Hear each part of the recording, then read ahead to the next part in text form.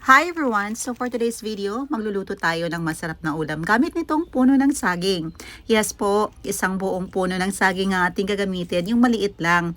Ayan, kinuha lang natin yung puting parte nito. Binabalatan lang natin ito at dito naghugas tayo ng ating kalaha or kawali na paglulutuan.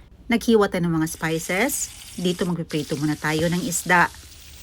Ang gamit ko ditong isda is tuna. Any kind of fish pwedeng gamitin. Piprituhin lang natin yan until na maging golden brown. Pagkatapos, i-grate natin yung ating nabalatan na puno ng saging. At dito, tinatry natin kung ano ba ang lasa. Manamis-namis. Hindi na natin ito pigaan pa. Kaya pala pwede itong gulayin kasi masarap ito. After a few minutes, ito na naprito na natin ang ating mga isda. Sa ating pinagprituhan, iginisa natin ang mga spices, ang onion, garlic at saka yung kamatis at ginger.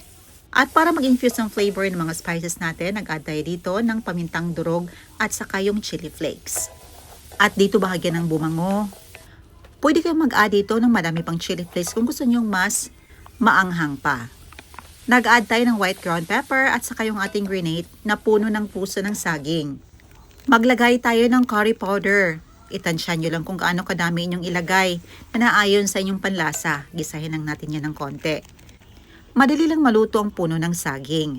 Nag-add tayo dito ng asin. Tubig, yung katamtamang dami lamang at yung ating prinito na isda. Tikman and adjust the taste according to your preferences. Ready na ang ating fish curry with banana tree. Kainan na!